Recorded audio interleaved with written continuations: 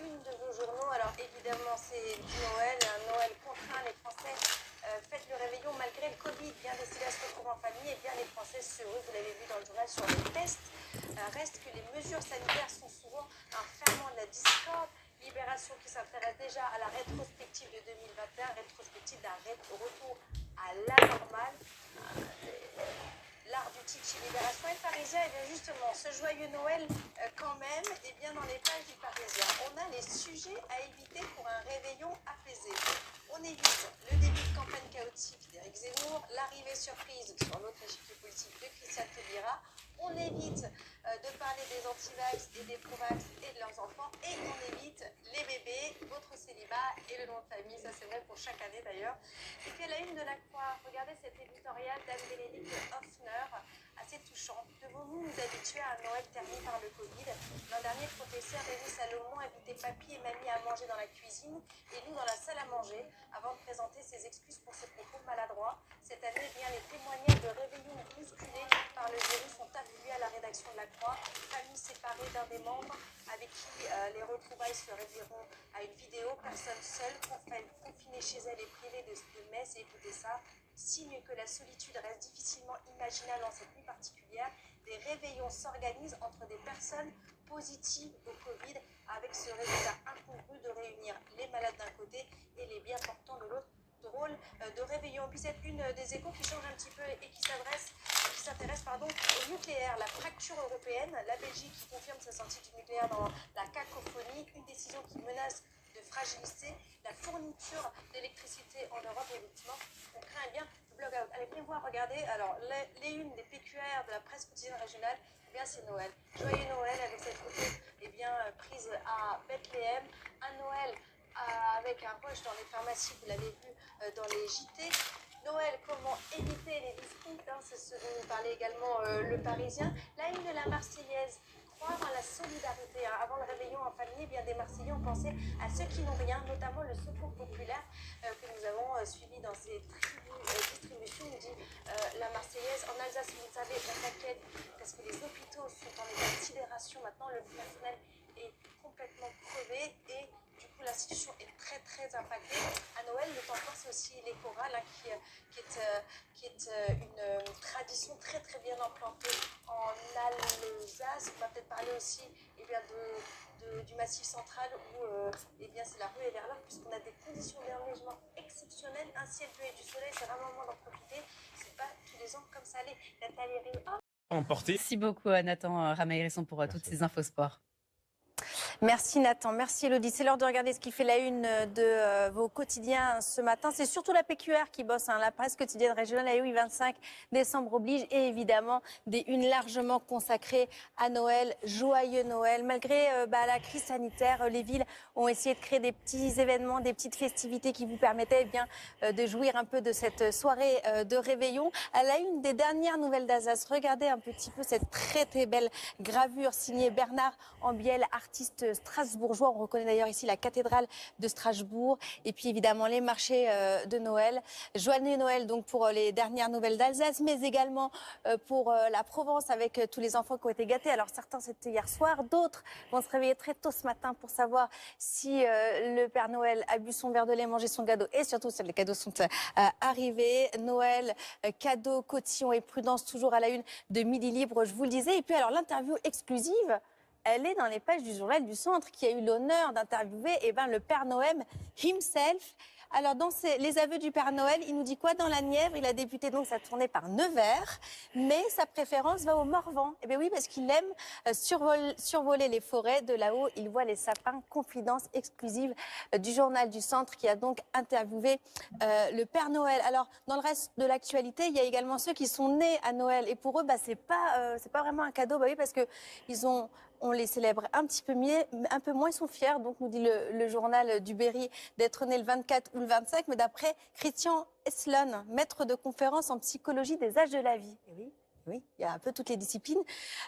Il s'est intéressé à ces personnes et il en a dégagé la notion d'anniversaire confisqué.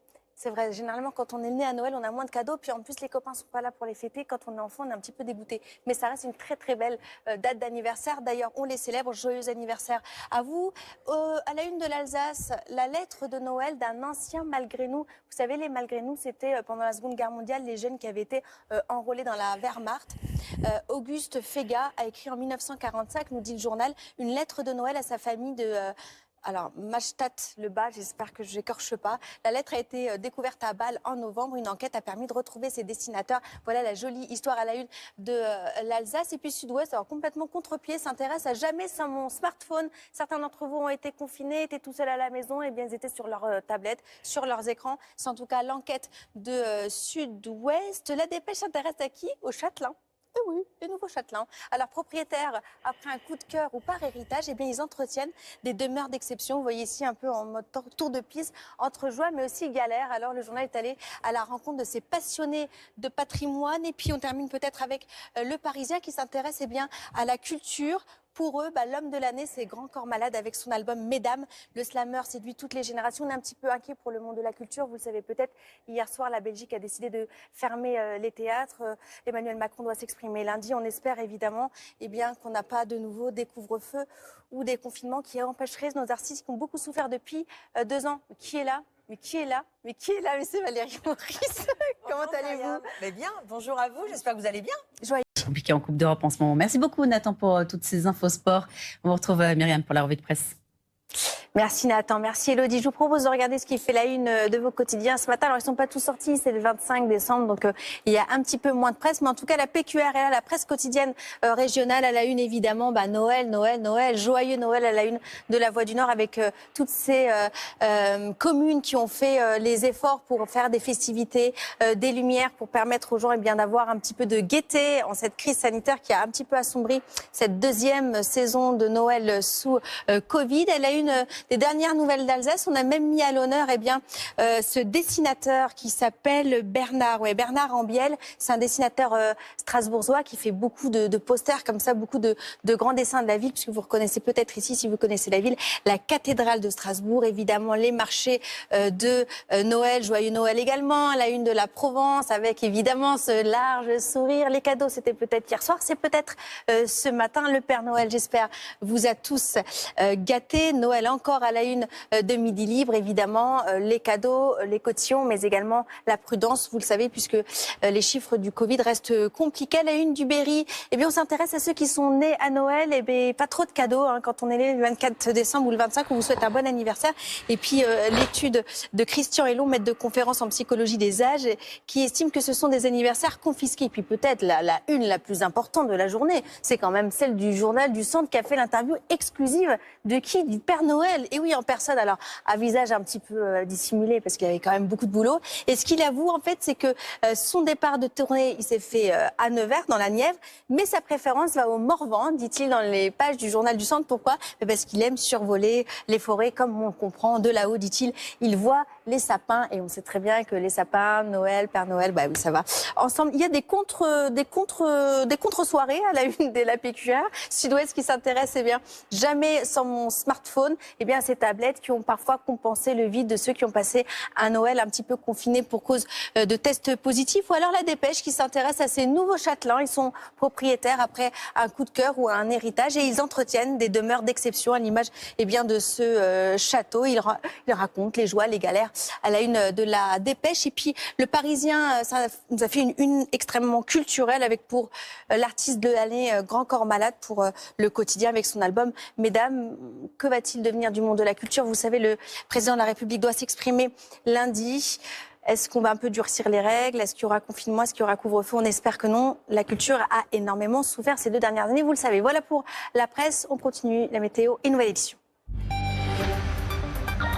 Par équipe. Belle médaille. Merci beaucoup pour ces moments, Nathan Ramaille-Gresson.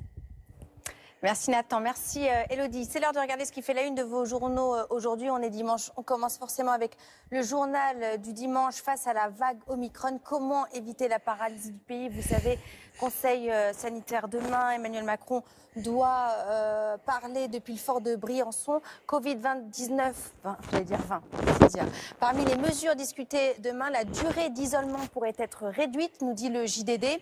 Les arrêts de travail explosent, le MEDEF appelle à ne pas céder à la panique. Et enfin, couvre-feu, c'est un peu notre crainte pour demain. Et report de la rentrée, les préconisations de William Dab, vous savez, c'est l'ancien directeur général de la santé, de la politique également à la une de la Provence. En cette fin d'année, on fait une rétrospective également dans les pages du quotidien, rétrospective politique, puisqu'il y a eu beaucoup de choses qui ont été dites sur le premier semestre 2021 concernant les élections régionales. Il y a eu la venue d'Emmanuel Macron.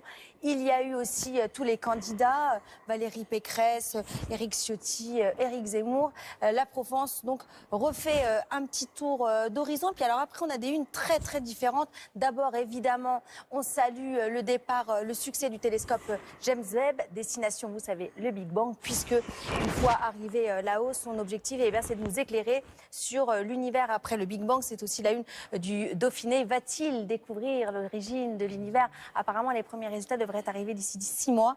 Donc, bon courage à toi, James Webb. À la une du Parisien dimanche, on s'intéresse à la télévision. Alors, quels ont été les flops ou tops de l'année? J'aurais presque dû finir par là, parce que regardez, venez voir. Il y a nos copains là, Thomas Soto et Julia Vignali. Il y a Télématin. Hein? C'est un peu... Bon, je pense que ça, c'est les tops. Enfin, franchement, je pense que c'est... Bon, bref. En dehors de ça, on va parler des truffes, puisque regardez, le courrier de l'OSS, c'est une bonne une de dimanche et d'après Noël, à la chasse aux truffes avec un Saint-Hubert. Elle s'appelle Nadine Chalin et elle entraîne en fait sa chienne Muffin, joli nom, âgée de 5 ans, à dénicher des truffes en Anjou. Et ce qui est innovant, c'est qu'elle utilise la race Saint-Hubert. Alors ça, c'est une race que les gendarmes aiment beaucoup parce qu'ils ont un flair incroyable. Mais là, pour la chasse aux truffes, elle essaie de l'entraîner à cet exercice. Évidemment, on adore les truffes. On va peut-être parler vite fait du Télégramme avec cette une des îles Malouines, riposte contre les locations de courte durée, vous savez, les Airbnb, tout ça. Et donc là, il y a des quotas par quartier pour limiter ces locations de courte durée dans les meublés qui ont été mises en place. C'est une première nationale. Et allez, on termine peut-être avec la dépêche du dimanche. 20 ans d'amour en ligne. La une du quotidien dédiée à Mythique, vous savez, ce site de rencontres. Et en dépit de la pandémie, eh bien, les applications de rencontres connaissent un succès croissant, notamment auprès des jeunes. Alors on sait, on a tous un petit peu marre, ça fait 2 ans que ça dure. Les jeunes surtout, on pense à vous. On espère que vous trouvez quand même l'amour et que vous vivez des bons moments, n'est-ce pas, Nathalie Maurice? Nathalie, Valérie. Nathalie Riouet ou Valérie Maurice, ça va être décidé. Tout y Mais c'est pas arriver. grave. Excusez-moi Valérie, ça va? Oui, mais oui, ça va.